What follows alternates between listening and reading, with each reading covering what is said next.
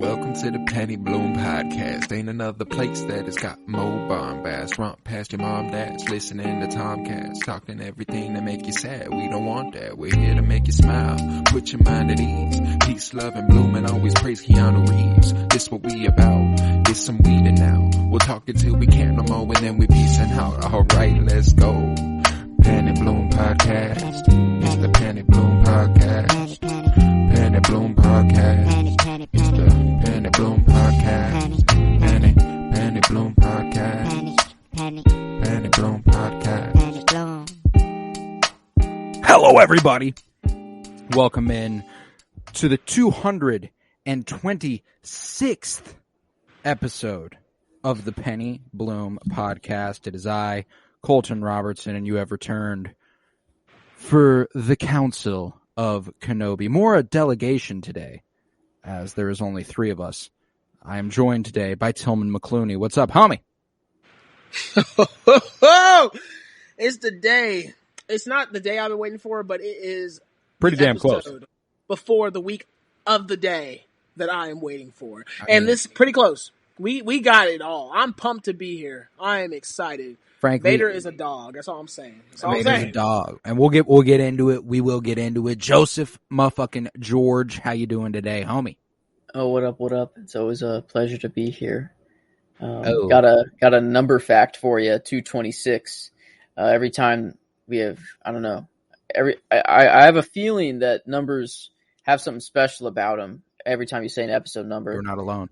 This one is a composite prime number, meaning that it's only other numbers that multiply into it other than one in itself are prime numbers. 2 and 113 multiplied together is 226, which both are prime. And is that it? That's it. That is it. Fucking crazy. I'd like to follow up Joseph's fact with those are all 226, you said? Mm-hmm. If you separate all of those numbers to 226, they're all even. Man spitting. I also heard that if you add 2 plus 2, it equals 6. Just a rumor I heard. Don't take my word for it. Let's talk it. Let's talk Kenobi, Part 5. Obi-Wan Kenobi, Part 5, written by Joby Harold, Andrew Stanton, directed by Deborah Chow. Oh! Give them a raise. Give them all a raise. All of them. All of them deserve a pay raise. Every single one of them. This episode had everything. You know, like the soundbite from Rise of Skywalker, whenever it goes silent for a second, like there's like, boom, boom, boom, boom, boom, and then Palpatine goes, everything. That was this. This was a beauty of an episode here. I loved it with the entirety of my heart and soul. Hayden Christensen as Anakin here? Amen. Throwing it back to the temple? Are you kidding me? Oh man! And I just finished the book Brotherhood today, a new Star Wars book, centered around Obi-Wan Kenobi and Anakin Skywalker. You've saved my life like 10 times or something now. 9, that business on Keto Naimoida does not count. We that book dives into the business on Keto Naimoida. So I was really excited to read it, and like, man, it's set right after Attack of the Clones, but before the Clone War is officially taken off, which is kind of where I take this scene to have. I'm projecting it onto it because I've read that book just now, but like, take it as that, that's how I'm feeling it. But oh man, I was so happy, to kick off the episode on Coruscant and see. Just pan back to the Padawan braid and the little ponytail. I was like, no, don't do it to me. Don't do it to me. I was like, do it to me. Do it to me. Oh, and he turned and I was like, that ain't a 40-year-old Hayden Christensen, aged down a little bit. Man, old as hell, but it's all right. Hey man, yeah, no beef. I don't give a shit. As Hayden Christensen as Anakin Skywalker, I'm fucking in. I don't care that they don't look the same. It's all right, bro. I don't give a fuck. Over here, like, this is where the fun begins. I'm saying. And, bro, yeah. I fucking love this episode. I mean, Vader, doing Vader shit. We got Anakin at 3 different stages of his life. Padawan, freshly Vader, suited Vader, which is kind of nuts. I don't think, the original trilogy and the prequel trilogy combining are like, they're the story of Anakin Skywalker's descension into Darth Vader. I don't think we've ever really gotten a look on screen of the torment Darth Vader might be going through at any given moment the way we kind of did here. Like what he might be thinking about. A lot of the cuts away from that flashback went straight to Vader. They did not go straight to Kenobi, which implies it was Vader who was thinking about this interaction. Which is like, fuck. Colton, I'm with you 100%, man. So just go ahead and start the fucking breakdown so we can talk about this. Let's get it. We're going scene by scene breakdown, fellas. In a flashback scene, we kick off on Coruscant. Jedi Knight Obi-Wan Kenobi pulling up on Padawan Anakin Skywalker. That mullet, though. Ooh, mullet Kenobi, bro. Mullet Kenobi. They're gonna do some sparring. And Kenobi asks, you ready? Before we get this shit rolling? And he's like, oh, bro, are you ready? Like, you don't even fucking know. Are you ready? And I was over here pumped because I was like, like I said in the past, people can make Star Wars is more than lightsaber battles. It's way more than lightsaber battles. People who just think it's just lightsaber battles they have the wrong idea of what Star Wars is, man. The storyline, the journey, the plot, the character development, the ascension of characters, and the ascension of characters is what Star Wars is all about. But when I'm seeing these 2 young souls, because they're supposed to be, even though they're old in real life, older, but they're young characters. I said, okay, we're going to get some coordinated swinging. Like, look, just give me like a spin of the lightsaber. Just give me a spin behind the back. And I saw a little anti-spin behind the back. That's later on. That little duel, we get more of it later. But man, were they giving us little peaks of what would become their choreography later whenever they fought on Mustafar. And it was like, oh no. And of course, 1 minute. Yeah, go ahead. It's just so, like, some of it's just so sad, like I don't think we've ever gotten content besides comic books and novels that have framed Anakin as Vader so well. Like, for most of my life, there's been a disconnect where I've been like, okay, it's cool that the prequel trilogy is kind of retroactively going, like this is what happened, but like you don't get to see Vader really have that pull to the light or remember anything. You don't get the story from his perspective. And it felt like we got that a little bit more in this episode, and just to see the way that this lightsaber battle, sparring, like it's and the way it's threaded to later on what he uses against Reva. Like it's like that's what proved to me this is Anakin remembering this. It's not Obi-Wan really remembering this. Like you need to be able to fight with more than your weapon. And he, boy oh boy, he was not fighting with that fucking weapon for a second, buddy. Dude. But, I'm getting too excited. I skipped all around the episode as soon as we started talking about the flashback. Yeah, shut the fuck up, man. Like, shut up. No, there's a lot more, but yeah. But 1 minute into the episode, I'm pumped because I'm seeing the young, I love the sequel. So seeing their young characters back on screen, it was a touching moment. Even though nothing's happening, they're just talking. They're talking. He's like, I didn't think you'd show. And, that's all I need, bro. Yeah. That's all I fucking need. Oh my God. Anakin Skywalker on screen, and like you said, we're gonna get to it because they cut back in between. They cut back to the fight later on. They intercut it a lot. Like when I saw the little lightsabers go clash, and then it cuts to Vader, I was like, "No, shit, fuck."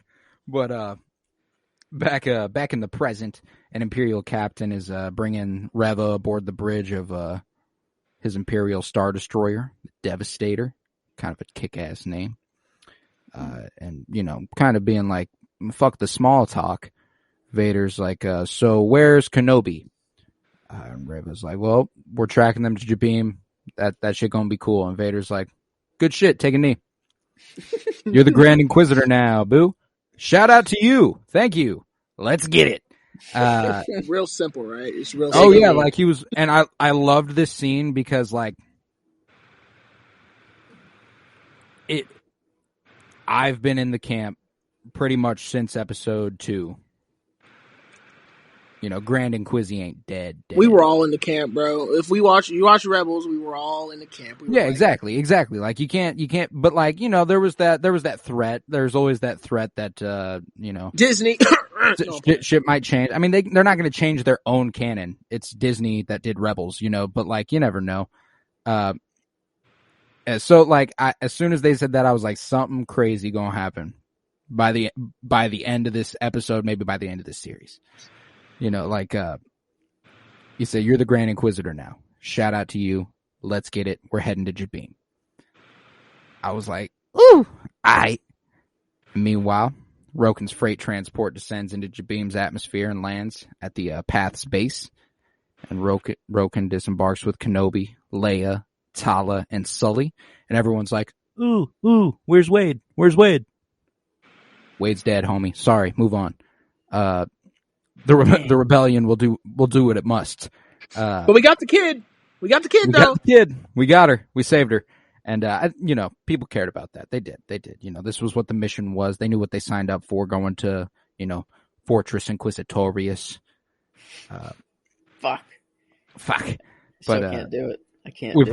We pull up to the base, and we see our boy Kumail Nanjiani as Haja Estri, and he's like, "Well, you see, after I sent you off, I got into a little face-off with the third sister, and I was like, I gotta go. So I had nowhere else to go.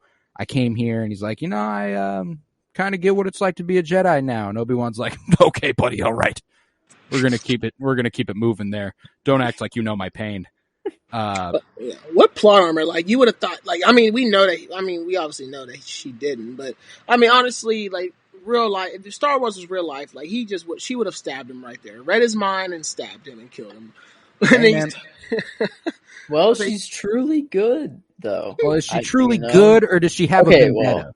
Well, okay, I didn't mean, like, good, like, as in morally she's correct and she does everything great. No, I mean, like, her end goal is to rid, you know, Vader. So, I mean, like, for her own desire, her own selfish desire, her own anger and hate.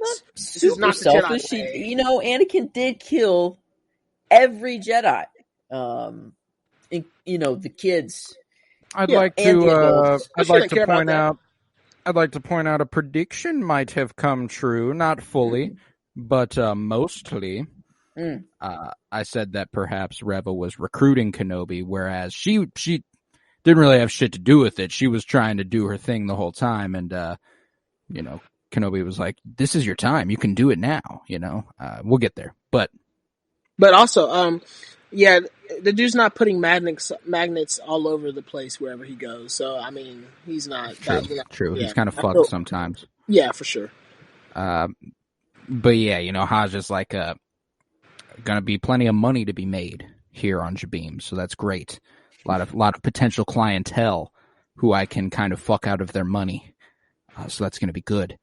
And Kenobi goes on to speak with O'Shea Jackson Jr., good old Roken, telling him that he needs to get Leia back to Alderaan on the transport. And Rogen's like, yeah, we do. But so do all these other people. They need to go. They need to get where they're going as well. We've been waiting for months. Just so happens this date coincides pretty well with when we were planning on getting. So this is perfect. And Rogen's like, yeah, we've been planning to use an old trade route. But, you know, we delayed the trip because we were like, you know, let's rescue Leia.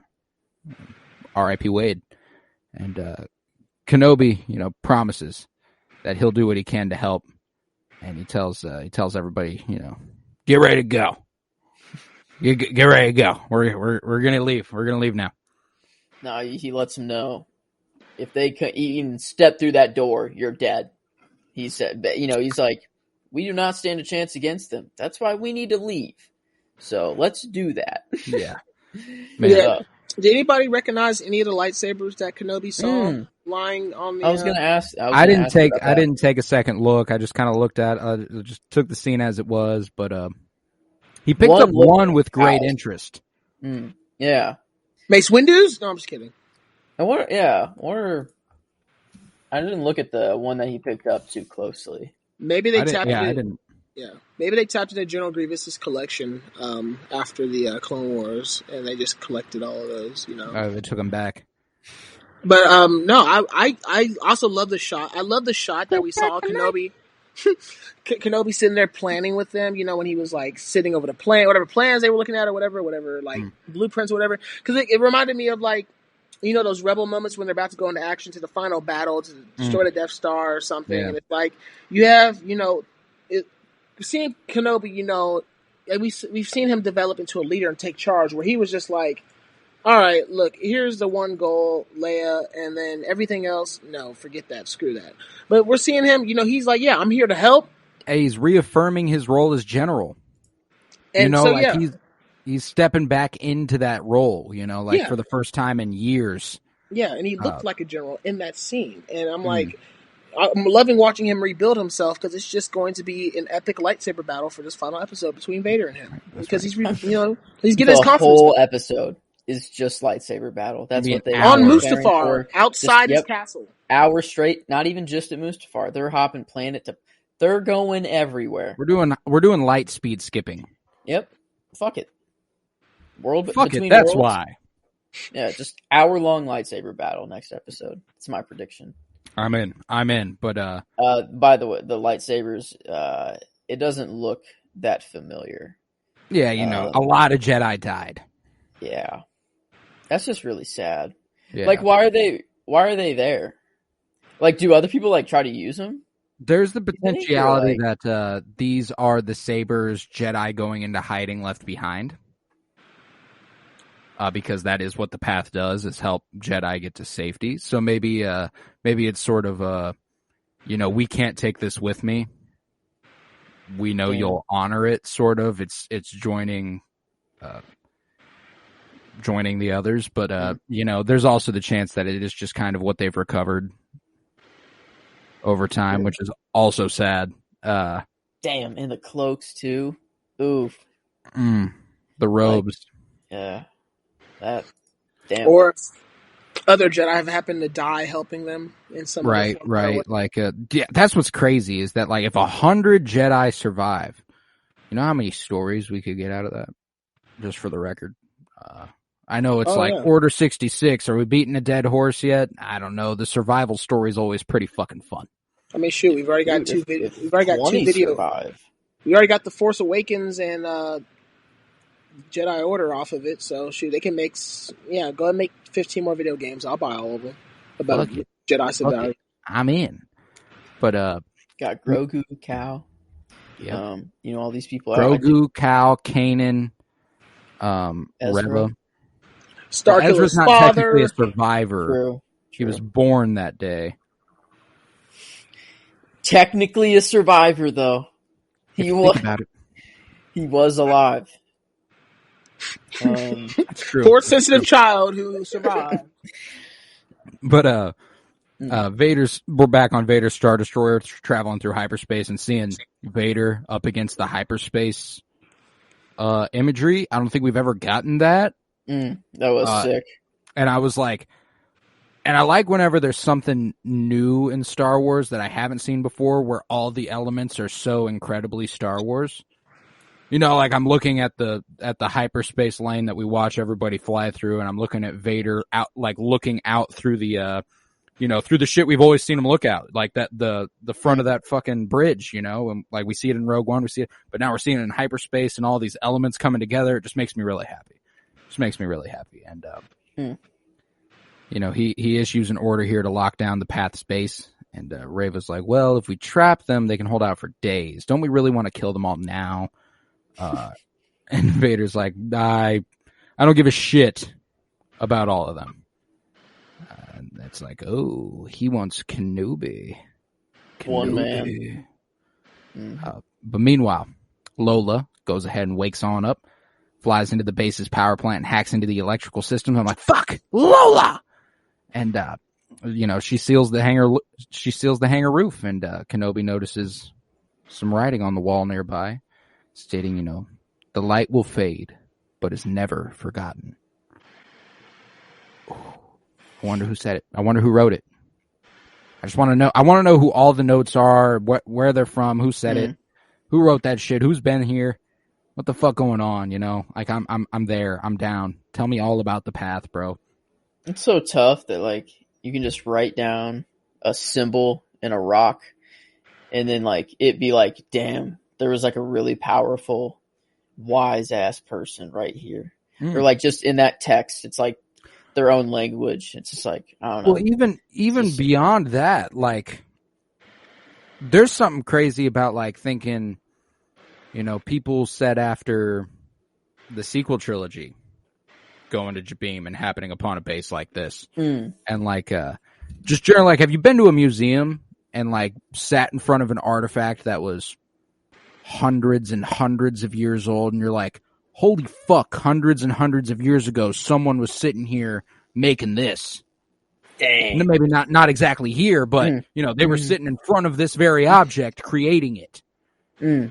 Like, there's just something cool about the connection to history that a carving can provide, like hieroglyphs and shit like that. Like, that's just so fucking fascinating. And, because it'll be there. It'll stay. It's a rock. It's not going to grow. Oh, God. Yeah. Rocks just pretty sit nuts there. shit. Pretty nuts shit. Light will fade, but is never forgotten. And, but, he sees that these hangar roof is, it's sealing. It's done. Kenobi's like, oh, Tala, this seems bad. What's going on? And she's like, oh, it seems that Reva must have tracked us down. Somehow. Who knows? Fuck it. We won't even really worry about that. Kenobi, hey, we won't. Hey, Colton, we won't even get mad about it either. Like, we won't get pissed off. No, fuck no. Absolutely not. Because Kenobi's got reason enough. He goes, no, it was Vader leading the hunt. He's like, that's not enough just reason, Reva. Yeah, Vader can do stuff like that. And he's like, he probably plans to attack rather than lay siege, because why would he say that? Because he knows Anakin. Anakin would rather attack than lay siege. That's no doubt. We had Dorokin over here asking how he knows Vader's next move, and Kenobi flashes back to a dueling with Skywalker in a training session where he is wailing on Kenobi. He's like, yo, chill the fuck out. Your goal is to defend life, not kill me, motherfucker. Like, what the hell going on here? And, I was just, it was so nice reading that Brotherhood book, like, parallel with this. Like, I finished that today, and like one of the last chapter from Obi-Wan Kenobi's perspective, or Anakin's perspective, he's thinking about how he wishes he wouldn't spend so much time trying to one-up his master. Like, he wishes he could bring himself to just accept that they're equals, but he can't. I mean, he knows. I mean, it's just factual information. Like, you get told you're the chosen one. I mean, like, and your midichlorian counts off the freaking charts higher than Yoda, dude. I don't know. It's kind of tough to like limit himself, and I don't know. He was, I guess, a little cocky and arrogant, but was the chosen one. So he was after all, and he is the chosen one. He is the chosen one.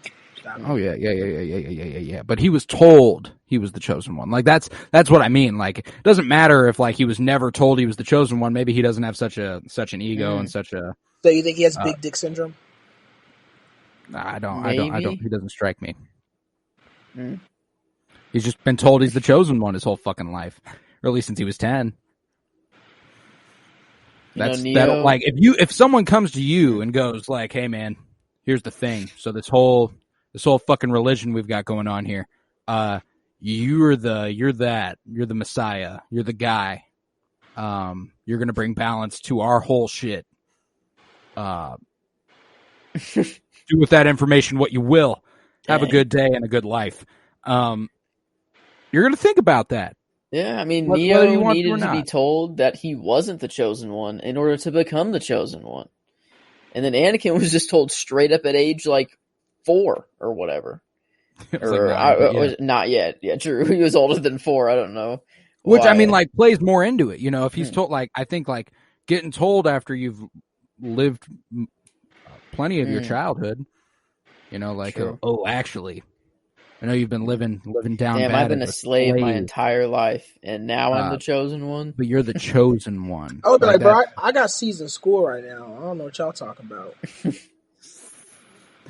But, you know, Skywalker ignores Kenobi's warnings. You know, like, I'm going to go ahead and keep just bouncing this lightsaber off of yours. And he counters that. Mercy does not defeat an enemy. I was like, oh. I was like, that's some shit for this Anakin Skywalker to say. That's bold. That's bold. Okay, I'll hear it out. So what do you think? Like, as far as the timing of this. So, this is, like you said, after episode 2. And so, the first dark part of Anakin that you see in the prequels and that we see on screen and we hear about is when, you know, well, first of all, he had, you know, the fear and the worrisome about his mother, and he went to go see her. But you don't see that side of Darth Vader and the evil until he finds out that they have tortured her and beat her to the point that she dies right in front of him. And he cuts them down, and he comes back and he tells Padme at Owen's place, he's like, I slaughtered them. Every last one of them. Not just the women, not just the men, but the women and the children too.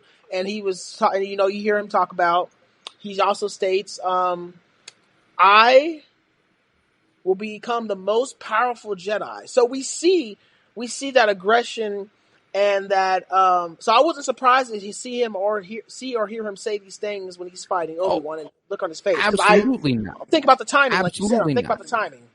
Yeah, what I'm asking, like, in relevance to the timing is this before Attack of the Clones, like right before Attack of the Clones, and this is his mindset going into realizing his mother had died, or is this after Attack of the Clones and it's him trying to justify his actions?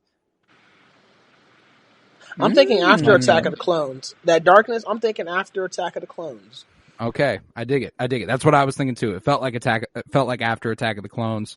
Felt like there'd been something unlocked in him in that movie, and it feels like he's kind of accessing it a little bit here.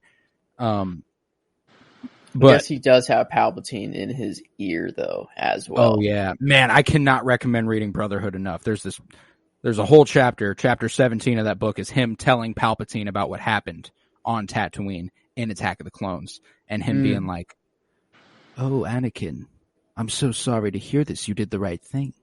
You know, like that whole shit. Yeah. Like, but oh god, just fucking great book. But nevertheless, as the two blades cross, you know, after he says mercy does not defeat an enemy, Skywalker states that this is why Kenobi will lose. And in the present, Vader's Star Destroyer dispatches 2 starships to attack the Path's base, and Kenobi addresses the frightened civilians as the general that he is, telling them, you know, he understands their fear and anxiety since they are unable to fight the Empire. He says they will aim to hold the Empire long enough until they can reopen the hangar roof. He's like, all right, Roken, take these folks and get them in there, and we'll seal this shit off. All right, this all be cool. And as these Imperial ships descend, the Path defenders got to work in sealing the remaining entrances, and the Imperial ships dispatch a landing part of stormtroopers and purge troopers. Just loving seeing live-action purge troopers, making me very, very all sorts of happy. And they're all joined by Reva. She orders them to bombard the doors, and Tala urges Roken to work on reopening the hangar roof, but they're like, I don't know, man, this shit's hard. Don't think I'm going to be able to figure it out. And Haja suggests that Roken and his men enter the vents to investigate what is obstructing the hangar roof. But Roken's like, man, I'm a little big, man. Like, I'm a grown-ass man. Don't tell me to climb in some fucking vents. And Leia's like, I'll do it. And I'm like, yeah, you will. Fuck yeah, you will. You're the Leia Organa. And I think something that I've seen a lot of folks just throughout the series, and like they're naysayers and fucking annoying, but you know, Leia's too competent. She's a 10-year-old girl. What the fuck? It's always been a part of Star Wars for these young children to help out in a massive way. Look at Anakin and the Phantom Menace. Look at Omega and the Bad Batch. Look, like, all across Star Wars, it's all about kids being smarter than the adults sometimes, which I absolutely fucking love. And Leia continues that tradition here. She's also the daughter of Anakin Skywalker and Padme, and Bail Organa, like, as a pseudo-father as well, as, like, a real father. So, like, yeah, she's a fucking badass 10-year-old. Yeah, Makes and sense. in real life, at that age, you fear nothing. So I don't know what people are shocked about. We were running our fingers along the stove. You oblivious as fuck. We were running our fingers along the stove at that age, not giving a fuck. Never gave a fuck. I was like, bro, nothing on the inside, nothing on the outside. I just want my kids' cuisine, and that's it. Just want my kids' cuisine. But Kenobi's like, be careful, Leia. Don't rush off too quick. But you know what? Yeah, I trust her more than any of you fucks. Go ahead, Leia, do your thing. Man, he told him straight up. He said, I just love how he was like, nah, let her do it. Yeah, for real. Like, yeah, go ahead. Yeah, she got this shit. And I love that he's like, he just goes to Haja and goes, watch over her. And Haja's like, what the fuck, man? This is my responsibility now? Like, I got a whole kid to take care of? He's like, wait a fucking minute. I did not sign up for this shit. I just came to Jabim because I wanted to fuck over some families looking for hiding. This dude's a schemer, man. Oh, dude, I love Haja. Need him in more content. But Kenobi leaves to attend to a call on his little holo projector, and in private, he speaks with Bail Organa, who is worried by the lack of communication. Or he doesn't speak with him. I guess Bail left him like a message, like a little voicemail. And or he's like, I fear that if Vader has found you, he has learned about the children. So if I don't hear back from you in a certain amount of time, I'm going to go ahead and head to Tatooine to help Owen to protect Luke. I'm going to go ahead and say exactly where the other child is. That is in, I'm going to say exactly where and who has the kid. Bold in move. This message. But yeah, it was big. Yeah, but it's as you do, a secret location. It is a personal holo projector. Why would anyone have a hold of it? Fair. He's not thinking that. Yeah, true. But like, if he's thinking that he's already gotten to, and Vader's already gotten to him, and then he's like, well, I'm going to send him a Snapchat saying exactly where I'm going now, where the other kid is. Like, yeah, that's a good point. Well, he essentially just sent him a nude in real terms, if you think about it. He didn't think anybody else was going to see it because, you're going to hold that thing close and secret. And especially if it's General Obi-Wan Kenobi, you're not going to think anybody's going to see it. This man is the most, like, if there was one person who's going to protect something more than anybody else, you would think it'd be the Jedi Master who's like, yeah, nobody's touching this. True. But Joe made a good point a second ago that if he is concerned about Vader having him, why would he be like, oh, hey, I'm heading to Tatooine for Vader's son? See, but I'd be like, nah, I'd be over here like, there ain't no way that man got my homie Obi-Wan. Like, my Obi-Wan code, there ain't no way he get caught. There's no way he That's let fair. him. That's fair. You know what? Can you imagine Vader learns about, like, he actually learned about Leia and that he had a daughter? And then he'd be like, whoa, oh my God, what? This is my daughter, what? And then he would get that little message and be like, I have a son too. He'd be like, twins? What the fuck? Like, that'd be nuts if that's how he found out of Luke and Leia. Joe, I always thought it was funny that, like, Reva and Darth Vader never had a conversation like, oh, how'd you get a track of Obi-Wan? Oh, this girl. Oh, what girl? So, yeah, Senator Organa. That's funny. I didn't Senator Organa. He didn't have a child. Oh, well, wait, so who is that girl? All right, here, let me go to the library and do some research real quick. Yeah, no. Oh, hold up. How old is she? Oh, No, literally the exact age until Padme, like, the death of Padme? Like, that's kind of weird. But he also has no reason to know his kids were born, Yeah. Mm-hmm. Padme was open casket, very still pregnant, looking, True. and that was on Had the bump. purpose. True, they That did was that on purpose. That was on purpose. So, Very true. Very true. Very true. Very true. But it just you know, seems after trivial this- to us because we've lived with we it know the for- story. Yeah. Saw people online being like complaining about the scene where Vader senses Kenobi in A New Hope, where he's like, a presence I haven't felt since, and then he just walks away. People were complaining like, yet he can't feel his own daughter. No. And to them, I quote tweeted this and I went, yo, fuck boy, the story we know had not even been close to written yet. Straight up in the first movie, George Lucas did not have Luke and Leia as brother and sister, let alone the kids of Darth Vader. Like they were not even close to being that when he wrote that. Like, you're a fucking moron. Get to stepping. And like, But, I don't know. Yeah, it's everything's got to be perfect though. Has That to. original trilogy is sacred, and if you go Yes. against anything said in that original trilogy, good luck. Just have fun doing whatever you think is creative.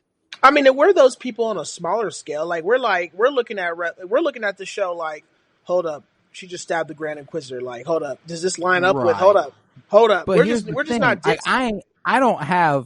I'm not watching it going, well, this ruins everything I've ever known about Star Wars. I hate Star Wars now. Yeah, like, wait a minute. This one decision. You're telling me this multi-million-dollar corporation doesn't give a fuck about my interests? Oh. I give up. I can't watch Star Wars at all anymore. I'm not going to watch a single thing they put out now. Wait a minute. No. I will continue to watch everything that Disney Star Wars puts out, and I will do nothing but shit on it. I will find the worst possible interpretation of it, and I will harness that for my argument. But nevertheless, following the transmission, Kenobi goes ahead and reassures Tala that, I'll be all right. We're chilling. And Tala confides in him that she took part in an operation to round up 4 sensitive families, 4 of them to be specific, on Gorel, under the cover of arresting people for evasion of taxes. Damn. It's always the taxes, man. It's always the taxes. But Tala was traumatized by the death of 16 people, including 6 kids, at the hands of the Inquisitors. And Tala's like, it was right then that I decided I was done. I was not doing the shit they were going to have me doing. And I decided to fight back. And, she tells him, you're right. There's some shit you just can't forget. And I was like, I like that callback. And man, I love Tala, man. I loved Tala. That shit, we'll get here before long. We'll get here before long. But like in an episode full of so much shit, like sometimes like the death of what has been a major character in the show so far can fly under the radar. And for me, like that, we'll get there, but it moved me to tears. Like I cried straight up. I was like, dang, really? I was like, I guess. What it makes sense. Like it gives the story stake. Yeah, like it gives the story stakes. Like I dig it, but damn, and there was a droid in the background. It's not R2. Like it's not. He's on Alderaan, chilling. But like it looks like R2, and it makes an R2 like kind of a noise that R2 makes. Well, it's probably an astromech, I know, but I don't know. It just seemed very R2-like. And it was like in the background for no reason. Looked at camera. I don't know. It was just a little suspicious. Let me point something out that I completely... Oh, go ahead. I'll just say, except R2 and are presumed to both be with Bail Organa right now after he wiped their memories or whatever. They're presumed R2's like memory, they are on Alderaan, but R2's memory has never been wiped from episode 1. Yeah, episode 1. That dude's memory is never wiped. Maybe It was 3POs because he said wipe the protocol droid. He didn't say wipe the astromech. He was very specific about it. But oh my god. Wait. So it makes sense that Obi-Wan wouldn't recognize 3PO because he'd be like, oh, 3PO doesn't recognize me. It's because his memory's been wiped, but like R2. Right, but it was R2. He says, like, I don't seem to. Well, and like, there's little right around. Like he says, like, I don't seem to remember owning a droid because he didn't own the droid. It wasn't his droid. That's true. That's true. But he did say in New Hope, well, hello, old friend. Maybe R2 is a hive mind of every R2. Every astromech. Yeah, once you get past like the threshold of having a memory for X amount of years or something, you just become the astromech god. I do need to point something out since we're talking about droids. When we got back to Jabeam at the very beginning of the episode, when they get off the transport, Tala runs right to that Ned B droid and puts her hand on his chest. Yeah. Now, that's a weird interaction to have with a droid. It's not a droid, man. It's not a droid, but... Are you talking about the big droid that she's been with? Yeah. But, like, it blew up. I know, it doesn't matter now, which fucking blows. What? But it was like it was just a really weird interaction to have with a droid. The way she jumped up, she like put her hand on his chest and like hugged him, and it was like, there's no way they don't... Their droids. Like, Hera and Chopper hugged and stuff like that, but like, I guess we've never seen a droid of this stature besides like K2SO. But Cassian wasn't going up and hugging him and shit. Like, and her saying like, no, actions speak louder than words. And like she was so affectionate towards him too. Like this. I don't know. It's crazy that they put so much like suspicion around him, and then nothing. Like, there's no way it just goes unanswered, right? Like, maybe he survives. Maybe the droid was armor enough to. No way, to dude. Protect him from this thermal detonator. No, 2 right feet there away. too. No way. Yeah. I don't know, man. I don't know. Fuck it though. I just wanted to point it out because I was like, oh, that's like, it was just I was like, that feels so purposeful. Like, you don't just do that. You know what I'm saying? But with the outer doors getting all fuckety because of the pressure that they're getting put under, Kenobi tells the defenders that he will buy them time by negotiating with Reva. And during a ceasefire, they meet at a door. And he warns the fugitive Jedi that his stalling attempt will not stop Vader's advance. And Kenobi's like, Vader, don't you mean Anakin? It doesn't make sense. Vader wouldn't let you know. He would keep that close to the chest. He would not reveal his cards in such a way. You shouldn't be alive. Unless you. And he was like, "You're too young to be homies." Oh wait, you were a youngling who witnessed Anakin leading the attack on the Jedi Temple on the night of Order 66.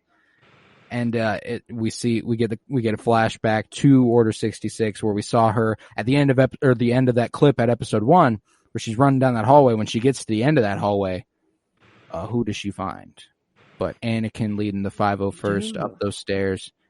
And she kind of goes into it a little bit, like she says that she wasn't strong enough to protect the rest of the group. But what did she do that protected her enough to play dead? Because Anakin had to have swiped her. Anakin's not just I get the impression he straight up stabbed her through the stomach,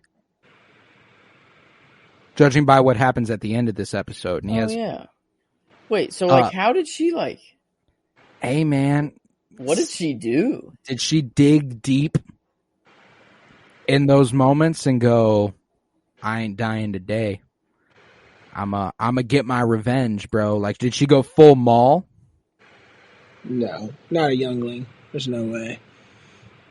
Dude, yeah, and a youngling at that. There's no way. She's too young. No experience with the Force. I don't know. I don't know because I can't decide if she actually got stabbed or if it was like him or her remembering him doing that because he did it now, and sort of like a projection of her past memory, sort of thing. Yeah, or like this should have been how it ended. Or I forgot about that at the end of the episode. But I mean, even if it did happen, I mean, I guess she could have been. Yeah, and just probably the sad part is that we won't get a full backstory on her unless something happens in this next episode. I guess. I mean, because for all we know, she's not even dead now. She's the one who found the little. Oh yeah, she's not dead. Yeah. She's sure as shit not dead because he did the same thing to her that she did to Grand Inquisi, and homie walks up on her at the end of the episode. Like, we're chilling. Yeah, but we'll get there. Yeah, we'll get there. But Rava's haunted by these memories of Skywalker killing the fellow younglings, and she says, she believed that Vader was there to help them. We thought he was helping us. He was Master Skywalker, like we thought he was there to help us. Eesh. And then he murdered the only family I've ever had. And she reveals that she played dead, hiding amongst the other children's bodies, and it's like, oof, this is getting heavy. But Kenobi realizes, oh shit. You're not working for Vader, you're hunting him. Let me help. Like, let's do this shit. Like, I can help you right now. And Rava's like, man, I don't know. I don't think you really want to do that. It's your former apprentice. I don't really trust you here. You weren't even there to protect us and the other Jedi at the temple. She said, bro, you helped enough. Like, all my homies dead. You helped enough training. All my friends are dead. Man. Push me to the edge. She said, you trained this man. Literally, and she was like, also, yeah, she was like, she's probably, yeah, like, who does she trust? Who after both sides, treat you like absolute shit. Who do you trust besides just yourself? She don't trust fucking nobody, and I don't think that's up for question necessarily at this point. She is a party of one, and she points out that Skywalker was Kenobi's Padawan, and asks, why didn't you stop him when you had a chance? What were you doing? And he was like, man, I thought I did. Yeah. Like, I cut off 3 of his limbs and left him burning alive. That should, in theory, be enough. See, but then I'm like, Reva, listen, when he was slicing and dicing, I'll be like, Reva, look, we're in the same boat, bro. When he was slicing and dicing you, I was getting attacked by my own troops along with everybody else. So I don't know what you talk about when you're like, where was I? Bro, I was 60 feet deep in a pit of water with my fucking animal that makes a really cool sound.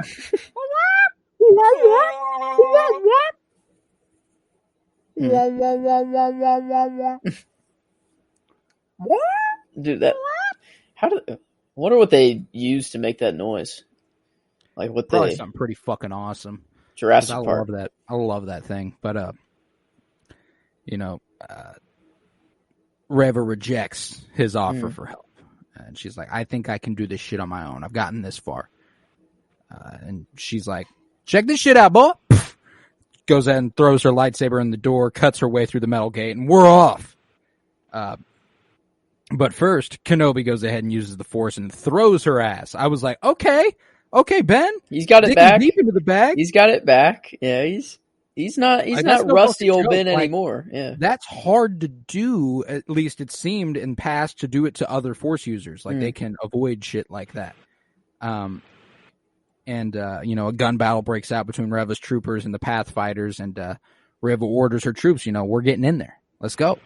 And the Pathfighters, including Tala and the droid Ned B, shoot at the advancing Imperials, and Kenobi almost comes back with his lightsaber like, hey, I got this shit. Let me take down this purge trooper right quick. And through sheer weight of numbers, the Imperials advance into the facility, and meanwhile, Haja tells Leia, you're looking for a red breaker. And she's like, I know, asshole. How about you give me a fucking breath for a second? Jesus. And Tala and the Pathfighters retreat deeper into the base while Kenobi helps a wounded woman to safety. And Ned B is gunning some down. He manages to hurl a couple. Hey, man, and I ain't going to cap with you. You threw out a theory very early on. this man's fighting style, pretty reminiscent of our boy Wrecker. The gun on the arm, On bro. the arm, bro? Bro, I was like, he looks just like him. The way he carries himself is exactly the same. It's fucking insane. I don't want to believe it because that would really suck. I Like, know. wouldn't it really suck? Like, if like we get like a whole Path spinoff and they're like, hey, I'm Rekka. Hide me in this fucking droid. And then like, that's it for that. No, Wrecker dude. reincarnated into it's really. Oh, they just uploaded his conscience. Yeah, Wrecker that's the heat of Palpatine. He's the one who figured out how to transfer we thought it was consciousness. Omega. No, Wrecker. It's Wrecker. You think it's the smart, intuitive one. No. It's the easy minds that's easy to pop into because they just live life.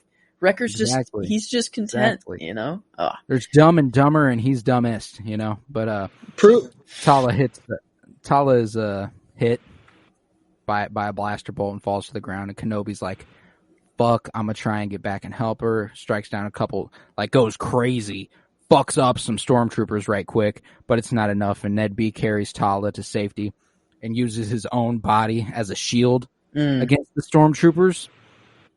Hey man, this felt a little real, bro.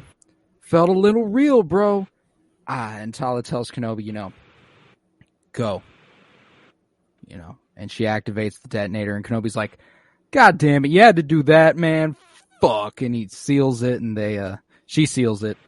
And Tala blows herself up, delaying the Imperial. She's still alive. And she's still alive. Yeah, I don't think so. She was holding the detonator.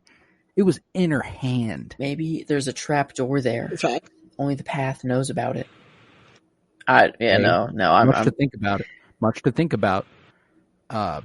What if at the last moment, like Ned B took the fucking grenade in his hand and chucked that shit? We just didn't see it. I mean, I know we got like a really good view of it, like blowing up in her hand. But like, what if? What if? You're right. What if that camera shot just? What if it was a whoopsie? They were like, we're lying to them now.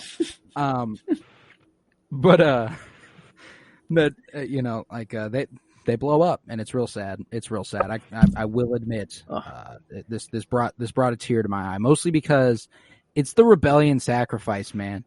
Like, you don't even have to like actually go all the way through with it, and it'll get me. Like Finn in The Last Jedi, when he is barreling down towards that laser cannon that's going to break open the door, and he's like made his peace with it. He's like, you know what? Yeah, this is my time. This is the way to go. Man, that gets me. Like, I got chills just fucking talking about it right now. It's that sort of sacrifice that you're willing to do for the cause that just, god damn, it gets me every time. And Tala willing to do that right here just reaffirmed her as one of my favorites on the rebellion side. It's just her character is everything Star Wars is about to me. Like, she's just she's fucking great, and hate to see her go, but what a way to leave. Like, that's man. I wanted to say real quick, when that door opened and there was just 100 troopers standing there, proof that Obi-Wan surviving Order 66 wasn't a fluke, because he, besides all of the people shooting in the background, they could have just aimed at Obi-Wan, but he stood his ground. No, I'm just plot armor. I'm just joking, but still, like, they all got plot armor in some way somehow. But those characters that Not did, it Tala. was important that they made not Tala. That's what I'm saying. Like, it's important that these characters who don't have plot armor, that they act on the stakes here. So like, it's not something there's only it hit me. There's only a select few people that they can kill. Yeah, it hit me, but I wasn't surprised. And it still got me to tear up. Like, I was like, man, like, it's just it was just the whole spirit of Star Wars wrapped up in a little scene there, and it really fucked me up. But Kenobi and the surviving fighters retreat to the inner sanctum of the base, only to find that Leia is still trying to open this hangar roof. And it's like, fuck, all right, this sucks. And the Imperial captain informs Vader that Reva has breached the inner sanctum. And Vader tells the captain to order Reva to stand down. And he's like, but sir, we're so close. And he's like, I already got what I want. Like, oh my God, Vader is fucking cold with it, and we go then back to the flashback. And there's also this implication, I know I focused on Vader remembering it a lot, that they're both remembering the same shit.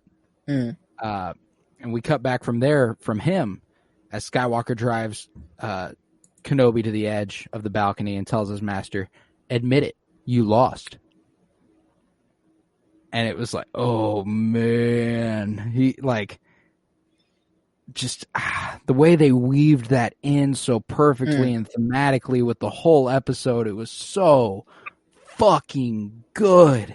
Well, it wasn't just a flashback thrown at the beginning of an episode, that was just for the brownie points of giving us, Hayden Christensen it was thematically important. Man. It tied in so perfectly. That small sparring battle that they had there, at the temple, ties on a bigger scale to this big battle that they're having now. We're seeing how those battles are running concurrently. That's the word. Yes, alongside one another, except different situations, different scenarios, same two people, but you see the similarity and the same idea. So like him sitting here, pounding the lightsaber on Obi-Wan's lightsaber. That's him, knocking on the front door with the troopers and Reva, like, yeah, we're pushing you back. We got you back in the corner. Well, that's him. That's him in episode 3, fucking hammering away. Just like there were a lot of paralleling moves between those fights and the Mustafar fight. But God, this episode is so cool. Fuck. Believing that they have lost, Kenobi wants to go back and surrender to Vader, and Roken's like, nah, you can't do that. All the sacrifice would be for nothing if you do that. And Kenobi's like, I'm gonna stop him. It would be in vain for you to not escape. Like that would be what would suck. Not me, you. Did anybody else at first, Kenobi, quick, did anybody else at first think like he was gonna panic in that moment, but then come to some realization like, okay, we gotta get through this. But I when I was watching it, I was like, oh, he's about to panic. Like, he's about to hyperventilate like he's done earlier in the show. But I knew he'd come to some realization, but I didn't expect it to be like, no, he was headstrong the whole way through. But I thought he was going to have like a moment of panic where he was like, it's over.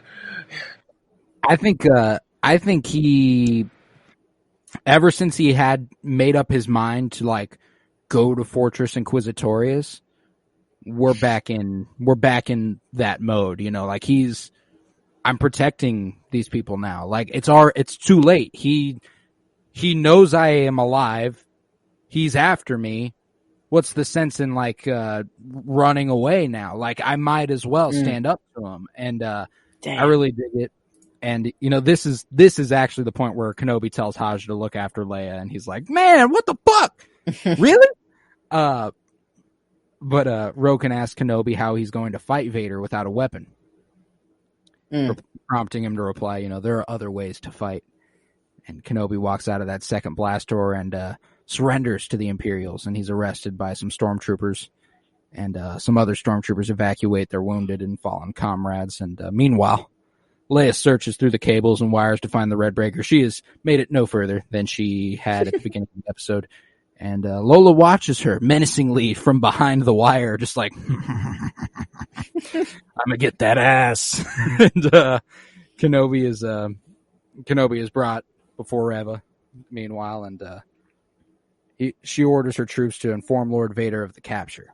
And Reva informs Kenobi that Lord Vader is on his way. And Kenobi's like, oh yeah, I know. You're not bringing him to me. I'm bringing him to you. What a salesman. Man, he knew what to do here, man. He's like, pick up what I'm dropping. Come on. Yeah, he said, man. Good luck. Yeah, good luck, right. Deuces. Salute. Hey, this is on you now. You got this shit. And he asked Reva, you gonna let Lord Vader do that? You gonna let him slaughter more civilians, including children? I mean, I'm here. If you don't want to let that happen, I got it. And Reva's like, but you think he won't see that coming? And Kenobi's like, nah, he's a little focused at the moment on little old me. I'm kind of dominating those thoughts. Yeah, I'm kind of a big Reva. deal. Sorry. Yeah, sorry, Reva, but comparatively in the life of Anakin Skywalker, I've had a bit of an impact. Yeah, maybe the biggest. Potentially one of the I can't biggest. with you all. Okay, there is a frame. There is hope for maybe Wrecker if it is him. No, And this is like we're right Never. almost here. It's like Obi-Wan's running back through where the explosion happened. You can see a little bit of the droid still, of his body, which, I mean, I don't know. He got shot like 18 times and blew up, but you can still see a little bit of his body. So, hey, we're gonna hold out hope something. for our boy. It's something. We are Yeah. not only are we stating that Ned B is not just a droid, we are fully in the camp here on the Penny Bloom podcast that Ned B is Wrecker from the Bad Batch. That's our whole thing. That's our entire brand now. I'm sorry, I could not hear that. For the official take of the Penny Bloom podcast, It is so that Ned obvious. B is Wrecker. It's kind of yes, it's factual now. I'm sorry, Joe. Do you hear something? I don't. know. I really don't now. He yeah, but two stormtroopers go ahead and escort Kenobi inside the base. And back in the flashback, Kenobi manages to break out of the corner that Anakin had maneuvered him into. And the two resume their fight. But Anakin still manages to knock that lightsaber out of Kenobi's hand. And Kenobi warns his Padawan, your need for victory blinds you. And back in the present, Vader arrives outside the Path Fortress and meets with Reva, demanding to know where Kenobi is. And she tells her master, Kenobi's inside. Yeah, the two forceless. He's inside with the two forceless troopers that are just their second day on the job. Yeah, they're in there with him. Yeah, why did they do that? Why didn't they just hold him exactly right there? So my thing is that strategically, yeah, that's the right move. Story wise, though, fuck it. Fuck it. That's why. We have an entire battalion of guards. This is where the ship's gonna land. Let's just take him back inside just with 2 guards for the time being, though. Surely they'll live. Okay, but if we are going with a logical explanation, I'm going with they don't think they have a way to unseal the hangar. There is no better place for them to be than sealed in.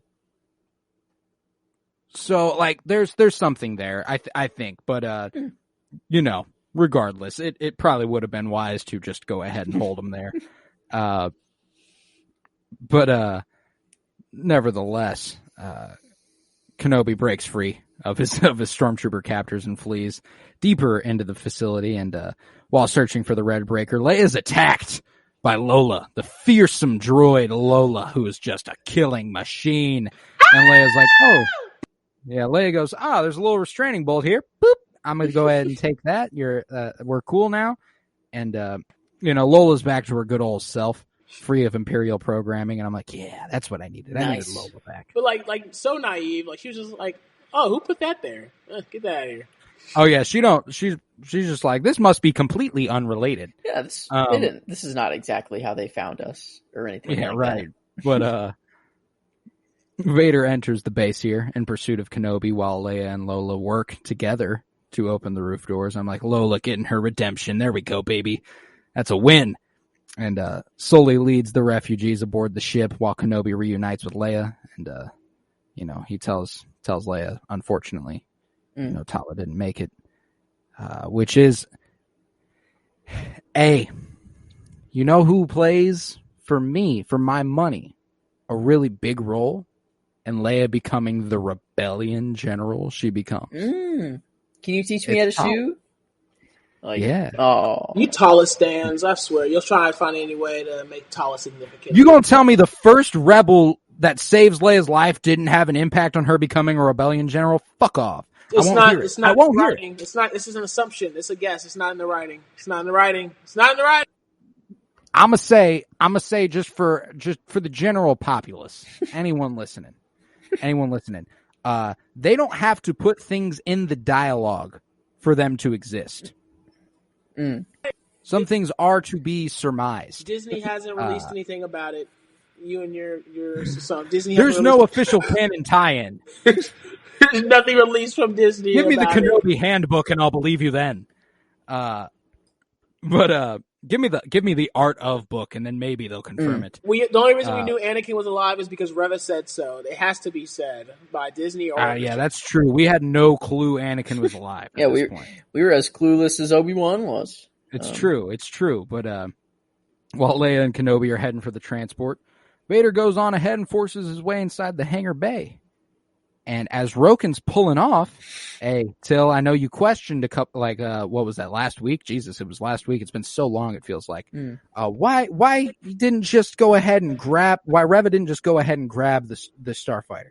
And I'd guess, if I had to guess, it'd be to eliminate all assumption that it might be happening again. Or just to one up what she could do with a small little fighter, right? To Right, but Vader, bro. I thought it was just gonna be a nice, easy scene of them getting away, going on Vader's face. Just like Rogue One, like the end of Rogue One, where he just like steps out and he's just like, "Oh, that makes me mad." But then he's like, "No." Boom. He said, "Nah," and then just tears it open, just instantly, just like, "I'm getting in." Like, yeah, it was nuts, man. This is some of the most powerful we've ever seen Vader at, and he goes ahead and sets the ship down. The engines turn off. He goes ahead and puts it on the ground, and he rips that shit open, and he finds that it's empty. He's like, "Excuse me, the fuck?" And they managed to have another fighter like levitating right alongside it, like, "Ooh yeah, we'll wait wait for him to tear that shit open, then we'll just go, and they do. It's a success, and he watches very mad. He watches them fly away. He's quite angry, and we see back in the past Kenobi break free. But if he grabbed the big one, I mean, maybe he expended his energy. It took a lot to take the ship out of the sky. And you made the point. He ripped that shit wide open. Fair. I mean, they're doing a whole lot of showing what someone can do, and then them not doing it at all. Like when the fire came up and then he put the fire out, and then they relight the fire to have Obi-Wan escape, but then Vader just like looks at the fire and is like, "Nothing I can do here now. I'm screwed. What can I do?" See, here's my thing. I think we can often chuck Vader's inconsistencies up to him being a dramatic bitch. That's fair. I think he enjoys what he's doing, not just torture and shit. The chase. I think it's something he really, really likes. Fair. And he had his chance. They got away, and he goes, "All right, next time then, bitch. Next time." That's fair. What I thought was funny was so I know they obviously automated, it's probably like an automated remote control, got that ship to go up and going, the first one. But could you imagine if it was just one sole survivor who was inside of the ship? It was Sully. And look, he didn't even open up the pilot part, so it's just kind of like she's just fucking chilling up there, like yeah. And then the next scene, while they're fighting and shit, the person's still up there, just like she's just like looking out the window, putting her fucking hand up to the glass, like, "Oh my fucking god, he's nasty with it." Good thing they're all here. I don't know why we ever thought we could fuck with this guy. Oh my god. But back in the past, Kenobi is breaking free of Skywalker while he doesn't have a weapon, and uses the Force to grab his Padawan's lightsaber from his hand. Kenobi tells him, "You're a great warrior, but your need to prove yourself will be your undoing." And Kenobi tells him, to overcome this desire in order to progress from being a mere Padawan. And that line, for me, mad important.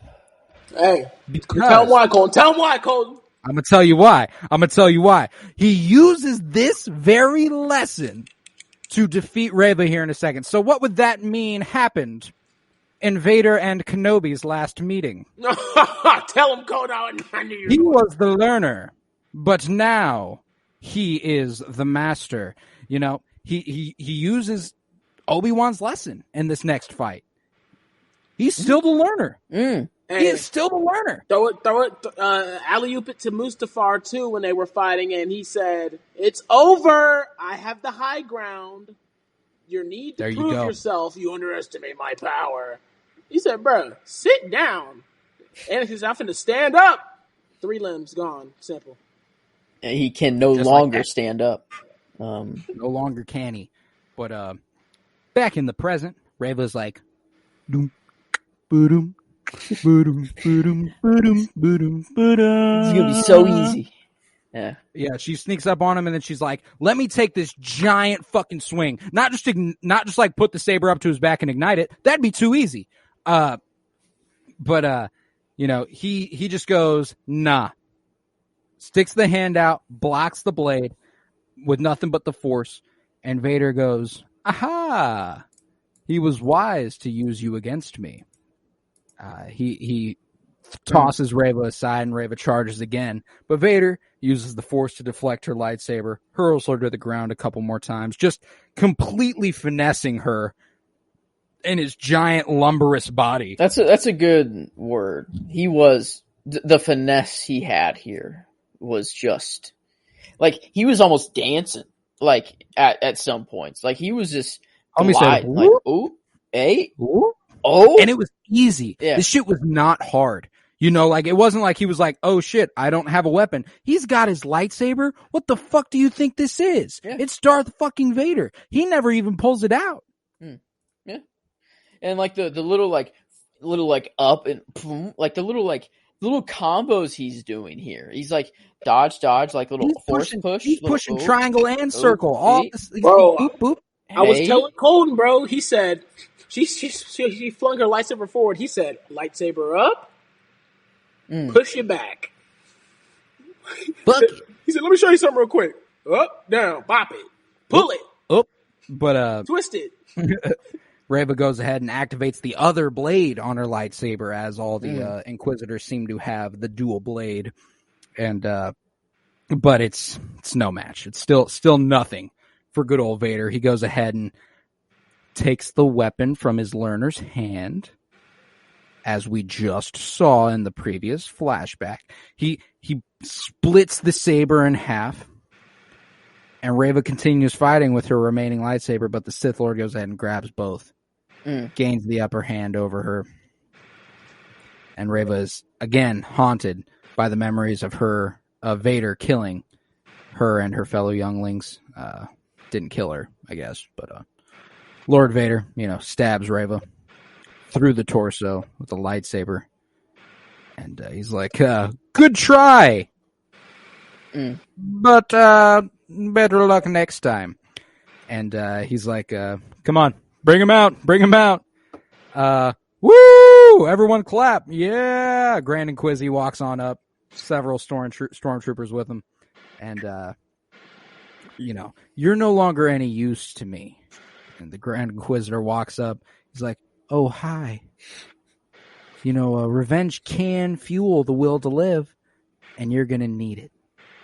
He doesn't say that, but he's like, "We're going to leave you here to die, essentially. And it's the thing you did to me. Revenge is why I'm alive now." I was like, "You know what? I'm going to get that bitch." And then I got you.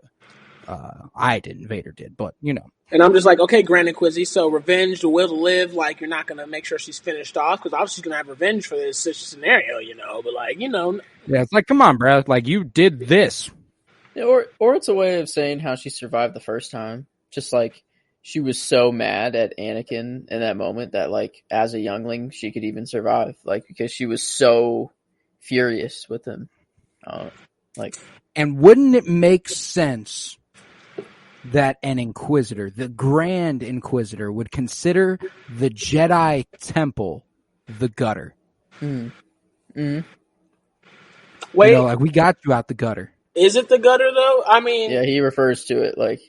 But does he refer to the Jedi Temple as the gutter? What if she got away? Until we get further confirmation that she made it off of Coruscant somehow by other means and then was picked up down bad somewhere else, I'm going, they went through, found an alive kid, and went, "You will be an Inquisitor."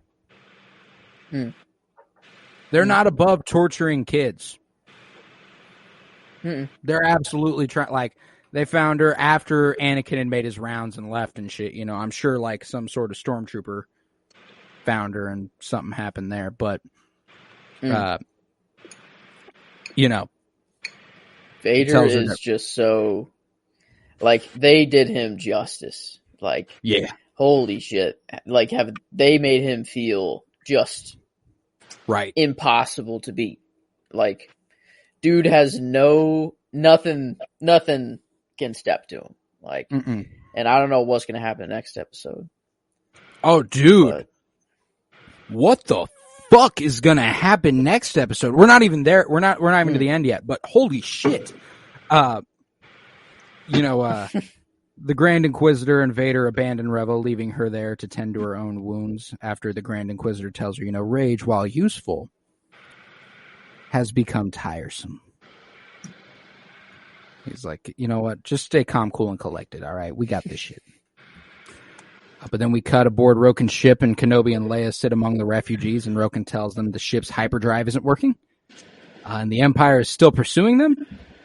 So we're basically fucked. And back on Jabim, Reva reaches for her double-bladed spinning lightsaber and sees something amongst the ground. And it is Kenobi's holo projector.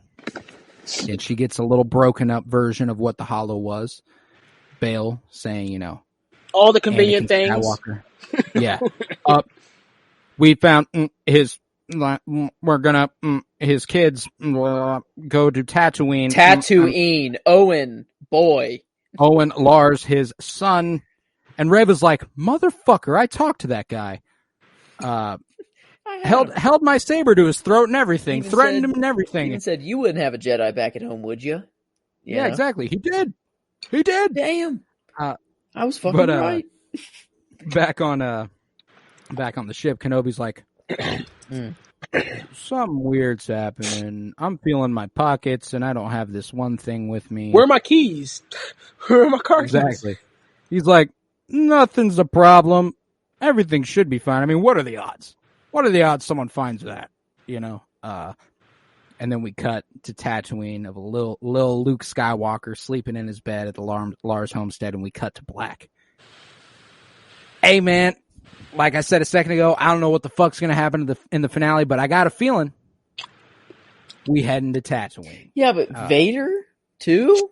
No, Vader won't. Like, yeah, but, like, then what? We don't know. We know nothing significant. Too significant. Okay. Go crazy. So they're trying to outrun the Empire, but they're not going to be able to because their hyperdrive's broken. So they're probably going to have to be like, "Oh, we're going to go on this moon or this near planet, something," or I don't know. But like Reva then heals, immediately goes to Tatooine, goes to Owen. Then what? Hey, let me... Season 2? You think? Hey, and Obi-Wan did say, I hope you guys enjoyed episode 1, 2, 3, 4, 5, 6, 7, 8, 9, and the crowd went, ah! Ewan McGregor was like, just kidding. You know, never know. Yeah, you never know. Yeah, see, I'm not betting on it. You know, like, I'm not going to be like, oh, yeah, it doesn't matter what happens this episode. We're getting to season 2, baby. Like, nah, obviously I'm not going in like that. But if there is, like, a truly open end, I have no doubts it will be continued somehow. Like, it won't, like, maybe not Kenobi season 2 necessarily, but another series that is the sequel series to Obi-Wan Kenobi. You know what I'm saying? Vader series. We still need a Vader series. No. But I think I have two theories. Reva could go there and be like, once he finds out he has a child, Vader will come and I'll get my revenge. But I don't expect that though, because she just got her butt kicked. Go ahead, Colton. We don't get a lot of time with her after she's stabbed, you know? Yeah. Like, do you think there's any chance this is like a very formative experience for her, and she decides, like, you know what? I'ma just, like, what if I head to Tatooine and see, I don't know. I have no that's idea. What I said. I don't Wait, believe. I'm not 100%. Whenever Obi-Wan and Vader met again on the Death Star, like New Hope, like whenever they met, did Vader know that Obi-Wan was alive? Right? Does it like flip? Does it like Obi-Wan thinks he kills Anakin? Well, they but don't. does not. He doesn't finish the line. He goes, "It's a presence I haven't felt. A presence I haven't felt since." So, and then he just walks on away. Maybe like I never thought about like obviously something has to happen, and then Obi-Wan has to be able to live as a hermit again on Tatooine and look over Luke. Like that happens still. Yeah, see, and that's why I'm not concerned about Vader finding this hologram, which kind of takes a little steam. So off of the final episode, yeah, it takes a little steam. Like I mean, not completely, but the fact that that's what the last thing they're teasing before the finale, it's like, oh well, like it's not like Vader's gonna learn he has a son on Tatooine and go, I'm gonna forget that. Are they trying for 10 years? Maybe he's trying. Like maybe this whole like you don't have to win without your weapon sort of thing. Is Obi-Wan is thinking like, oh, I'm going to fake my death or like actually die. And through that, he will realize how far he's gone killing his master, me truly being dead and how it didn't help him at all. I don't know. Like maybe he's trying to like fake his own death instead of, cause he knows maybe he's like, I can't defeat him now. He's like, there's no way I go up 1v1 against this dude. Like, just not happening. So I don't know. Maybe he's like trying to beat him in air quotes, you know, by losing on purpose or something, you know. Yeah, I suppose. Like I don't even know. Because here's the thing: Kenobi's not heading back to Tatooine immediately. But Bail's heading there. Dumb. So Bail Organa's heading there. He said he was heading there. So it's going to be Reva, Owen, Luke, and Bail. Okay, what if Reva seeks now Reva seeks out Kenobi?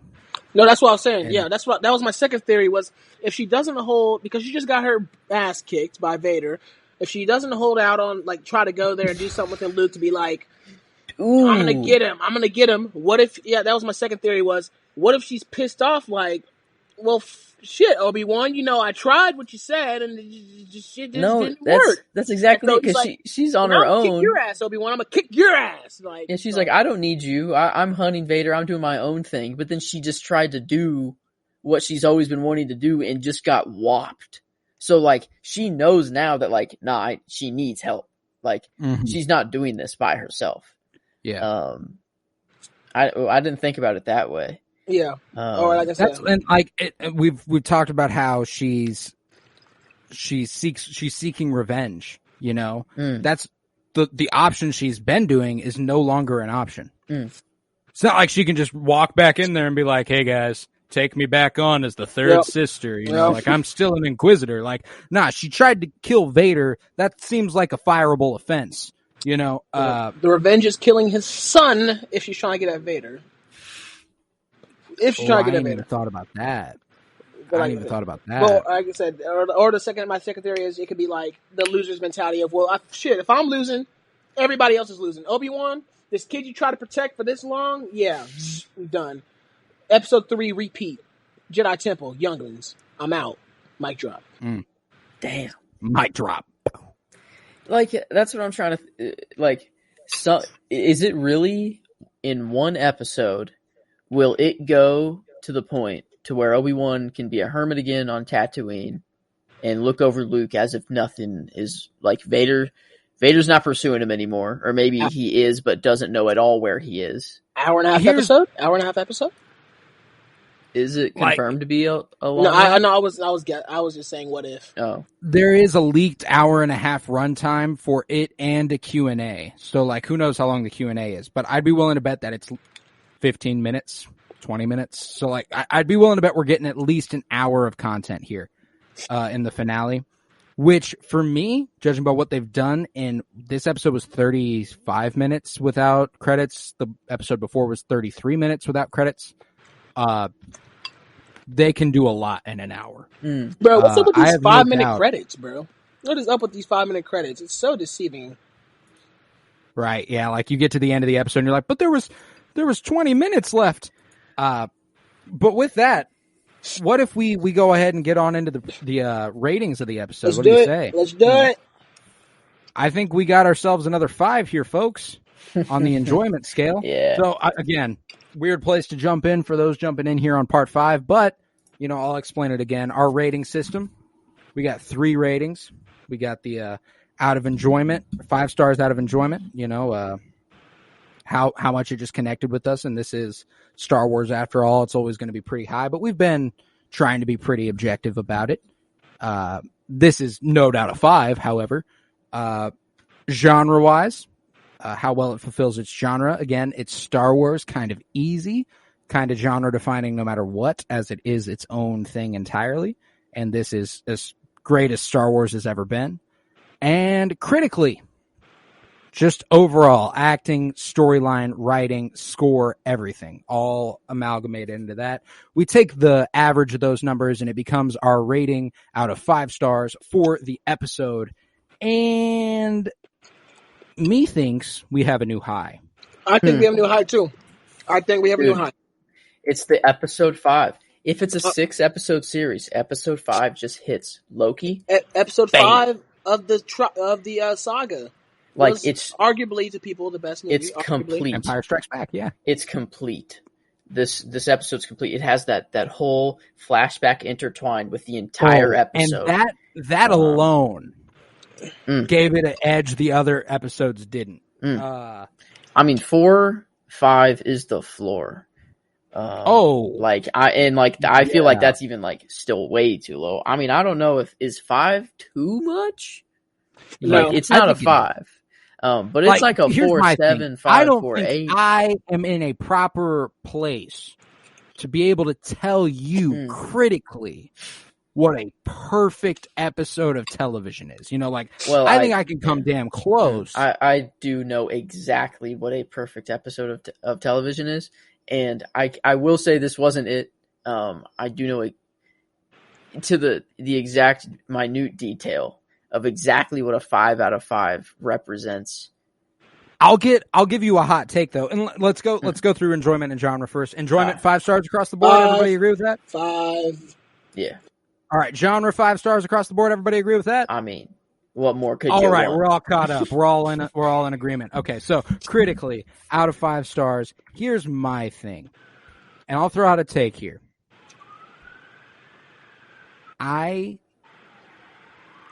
Including that episode of Star Wars television, The Mandalorian Season 2 finale.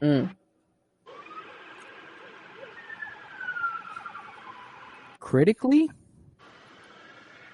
this is better. Okay, I thought you were about to go the other way. Colton, I was about to say, you're those police in the background, they're coming for you. I don't know if you heard that. I was like, they're coming. No, I heard it. They were coming for you, bro. This is better. This is a better episode of. This is the best episode of Star Wars television, and that I have no doubts about. I mean, yeah. I mean, it scratched every itch that you could ever want. You got old Anakin, or not old, but before Vader, them fighting. In the Padawan temple. Anakin, got Order 66 Anakin. You have Vader going off against Reva. You have and this is all a rebellion death. That's one all of the most purely just Star Wars fandom. We love to see it. It was the way they utilized those things. It's not like they were senseless. It's not like they were just thrown in there for the sake of being like, you know what, they'll love this. No, it was important to the story this episode laid forth. Like I said, give him a raise. Give him a raise. What's the highest previous episode we've gone? 4 or 5? Mm-hmm. Story-wise alone, this is a 4.75. Yeah. At the minimum. Yeah. I wouldn't and I'll say again, I don't know that this had the filmmaking technique and quality that like even episode 3 had. Like episode 3 stays the standard for me as far as what this show has been from a cinematography and through the lens point of view, like just the side of it. This was solid. There was a few cool shots, like the overhead shot of Reva storming the complex with the troopers running alongside her, and you just see them all like and Vader looking out the hyperspace, and the shots of Kenobi and Anakin facing off. And oh man, never mind. Fuck, this one was actually pretty cool. Pretty fucking good. I'm remembering it, and I'm like, okay, I'm up to 485. I'm with it. I'm with it. Can I get a 4.9? Can I get a 4.9, 4.9, 4.8, 4.8, No, I think 4.85 is fair. I think like 4.87. Yeah, 4.9. That's Godfather level. I think that's like what we gave Godfather critically. I think that, or maybe we gave it a 5. I think this would be the best episode of the series. Yeah. 4.9 is like you give a Godfather, a 4.9. For we gave it Jaws, The Shining, Raiders, Shawshank. Yeah. Nah, this ain't that. But you gave Jaws a 4. Is it King Kong? Dude, have you seen Jaws lately? I would highly recommend going to watch Jaws. It is not the movie you remember. So weak. It's not just dunna big shark. It's not. It's a great movie. Not like let's look back at like Moon Knight. We did the episode by episode rating. What was the highest there critically? A 4.85. Asylum. Ooh. Well, that's Marvel Television. That episode it was pretty fucking good. So, like I said, 4.87. Here's my thing. Very emotional. I remember that episode, dude, very lovingly. It was episode 5s. What is it about the episode 5? They know what they got to do with the penultimate episode, bro. The build up to the big hoorah. I will say, Asylum had that thing about it, and Moon Knight that was like visually like, oh yeah, that's there. Story wise, yeah, that's there. I'm there again with this. I wouldn't say it was. I'd say I enjoyed it more. Regardless, but like critically, I can't.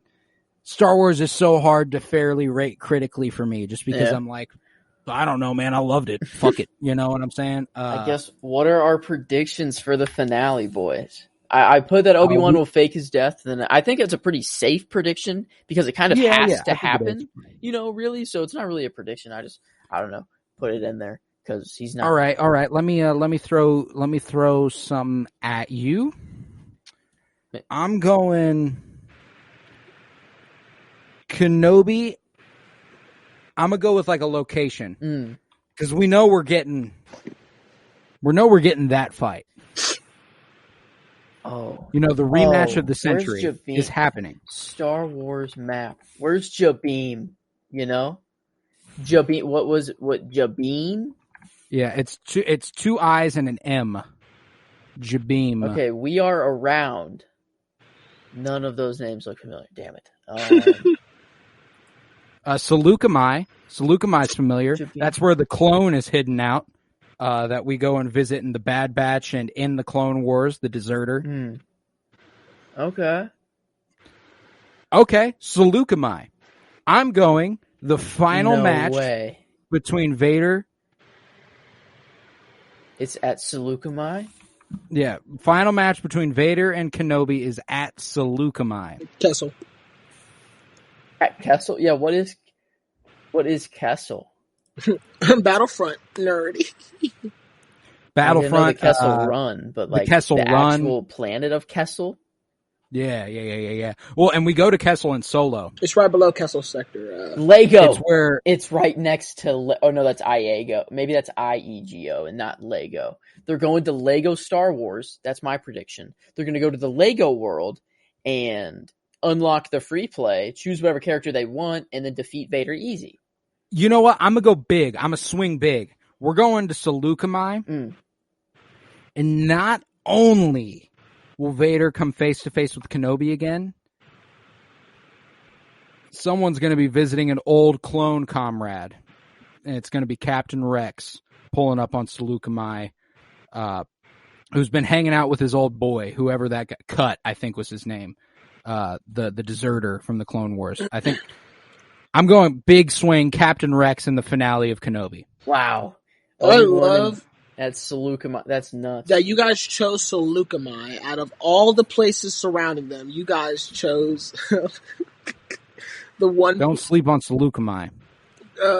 Salami? Yeah. All right, Joseph, I've got one, man. Mm-hmm. Mine's not a big brainer, though.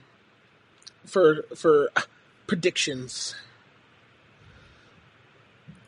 I'd say we get Reva next episode, and we end up back. I say we end up back on Tatooine with Obi-Wan and Reva, and Obi-Wan talks Reva down. He either talks Reva down from harming Luke, or how Owen was all like, "No, fuck you" at the beginning of this show. You know, he saves the family from Reva. So I guess you could say we get Reva and Obi-Wan on Tatooine in a conversational battle. How does he get to Tatooine? He has to end up there. If this is the end, right? We're at he least ends going at to Tatooine. If this is the end and there's no season 2, he ends at Tatooine. I say fuck canon. Luke and Leia meet. No way. You think? No, I don't think. But wouldn't that be nuts? That would be nuts. Luke looks out his little sandbox window and goes, "Ooh, she cute." Are you an angel? Wouldn't that be nuts? Wouldn't that be nuts? Oh no, dude! On Iago, it's race beings known as angels were on this planet that was right next to Jabin. Okay. Iago. I guess. We're in the Kessel sector. All right. Wait, we're the in hut space? Wait, so Tatooine's around here? Well, Tatooine's not necessarily in hut space. Jabba the Hutt just rules. Klaatuine is right there. Klaatuine, yeah. The Maw. Isn't that... Can you travel through... Can you go anywhere? That's what Solo is pulling through at the... Yeah. They don't Solo, do that. yeah, They don't have a pilot that can do that, and their ship ain't doing that. Nah, yeah, it's definitely not doing that. But yeah, wow, okay. Maybe we head to Nal Hutta, the capital world of the Hutts. Damn, wouldn't that be kind of nuts? Gand, Tungle, Tungli. Is that Tungle? Dude. Oh, Mon Calamari? Not too far off. If you're right and we go to Seleucus, I'm gonna be that's gonna be kind of cool. What? And here's the thing: I don't even know how accurate that fucking map is. True. So, like, who knows? True. what is Seleucus, bro? You remember that episode of the Clone Wars where they visit a clone who left the army of the Republic, ran away? Yeah. That's Seleucus. Mm-hmm. No, they'll take us somewhere new, somewhere we've never seen before. Star Wars always do. When do we ever hear about Jabim? They have to take us somewhere we've never seen. Don't get me wrong. I'm highly inviting it. I'm just falling back on shit we've known. And I think that if there is a place where something like Captain Rex could come back into the fold, him being on Seleucus with another clone would make sense. And then, we see maybe Rex see Vader. That'd be nuts. Because we know what a tearjerker it was in Rebels with that Ahsoka Anakin meeting. That was so, like, tear-jerking. Like, she's like, "I won't leave you again." And you heard the Clone Wars Anakin voice, "Then you will die." Well, do we get Vader's helmet knocked off and you hear his voice? I hope so. You hear Hayden Christensen's voice? Palpatine? You think he's coming? We could see Palpatine in like a post-credit scene. I think that'd be cool. Well, not like a post-credit scene, but like one scene where Vader like convenes with him, and he's like, "Lord Vader, you have done well, my young apprentice. I'm going to beat that ass when you get home, though. Get over here, and I'm going to whoop you." It's kind of what I'm seeing, but anything with Maul that could ever happen? No. We're Maul and Kenobi No, I mean like not Maul and Kenobi, just Maul in general. Like out. Oh, the Maw. No, Maul, like Darth Maul. Just not him meeting Kenobi, but like maybe what is he doing right now? What's Maul? Yeah, he is alive. You know, what's he doing? Wouldn't it be nuts if Reva seeked out the help of someone? Dude. Whoa. And Maul's like, I foresaw all of this, and no one believed me. Damn. I had a vision, and in the flames I saw the name, Skywalker. Maul. We get we're getting R2 with Bale next episode. By the way. Hot take. But with that, anybody got anything else to say? You heard it here first. R2 will be with Bale in the next episode. I can't wait to. And Reva and Obi-Wan will be on Tatooine together next episode. All of my predictions are coming true. But it's in the episode. Great episode. Phenomenal. I had to text Colton right after. I am a firm believer that, I will ride with the excuse. My biggest takeaway from the episode was first, got to see, Vader. This is a young Vader. This is not an old head Vader. This man is probably like 30 right now. Like, he's like in his prime NBA years. Like, this dude is literally weaved and used the Force, no weapon, to fight this girl off. And he just brought a whole ship down and tore it apart. If Miles was here, I think he would have made a bigger deal of seeing a child get swiped down by Vader and then seeing Child Reva get stabbed. Well, not really. I'm still curious on how that all, like, if she legit got stabbed through the heart and like that's how it happened, or if that's just how she's remembering it in the moment. But like, I'm gonna be frank with you. I can't think of a single better episode for Miles to not be a part of. Oh, he probably he loves Order 66, man, and I get it. He does love the killing of the kids. Star Wars part, but man, when he be talking about it, I'm like, Miles, this is weird, bro. Keep it calm, bro. I'll speak for Miles. We finally got to see those children get cut down. After waiting so long, we finally got to see it. Thank you, Disney. That's what Miles would say if he was here. Master Skywalker, there are too many of them. What are we going to do? Imagine being the first kid, Imagine being the first kid. Have you read that the kid on set was, like, actually stepped back because Hayden Christensen went, boo. Yeah. That's just amazing. Just fucking love it. But with that, now go ahead. No. Go ahead. No. With that, Obi-Wan Kenobi. I'm going to live this moment. No, I'm going to. No, I'm saying no as in I'm going to freaking talk. I didn't get that. Oh, my bad. I should have been more clear. I did not gather. Shut up, Cole. I'm not done. No, never mind. Yeah, I know. Yeah, I'm happy where we ranked the film at because it was just a great film and how they the arts that they had, with the battle of like we already covered the battle with the past, tying to the battle in the present, and just seeing, I love seeing Hayden Christensen, back on screen. Like, it was just so beautiful because seeing these two work together and being right here in front of us, and I don't know if we'll get them in the same like shot again next episode, but just seeing them here now on the same screen at once was just so like heartwarming and nostalgic and brought back a lot of memories. Like I had to text Colton right away after I finished watching it. He was like, "You wanted choreography? Yeah, you got it." Like, I was like, Colton. I wanted to be like, you wanted to talk about excuses. Oh, they were like, we don't feel like it, bro. He's old as fuck. No, they remember that. They remember that shit. No, they remembered that shit from when they were doing. They said, "All right, that scene you guys did back in the sequels, do it same again." Choreography, and they're like, "Oh, I don't know why I've never pointed out that like they need to show us the devolution into why Ben fights the way he does on the Death Star. Like he's clearly never the same.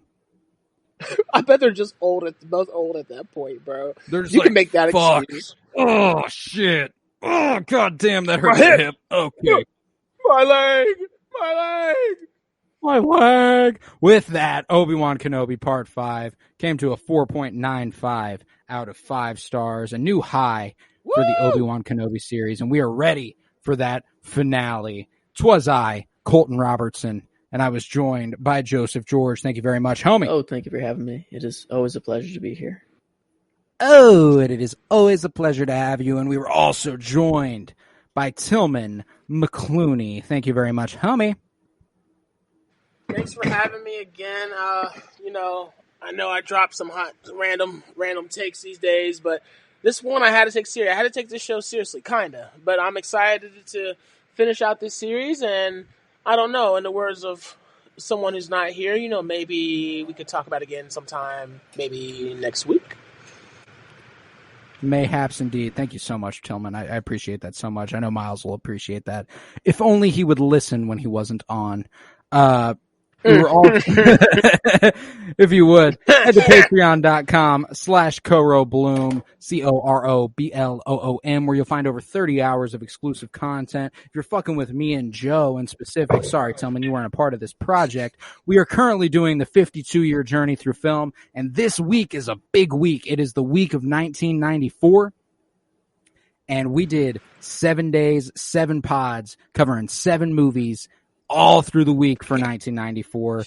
Today's was Dumb and Dumber. Tomorrow's will be Pulp Fiction. Fridays will be Forrest Gump. And Saturdays will be The Shawshank Redemption. Cannot wait for you to hear those. Go ahead and check those out. We cover a lot more than just Star Wars and Marvel, folks. You know we love it, but we do a lot more. If you would, head to Twitter, follow at Penny Bloom Pod, follow on Instagram at Penny Bloom Podcast. And remember, peace, love, and bloom, and Master Skywalker. There are and too OnlyFans. many of them. Please sign up for my OnlyFans. Yes, Tillman's OnlyFans. Please do that. What are we going to do?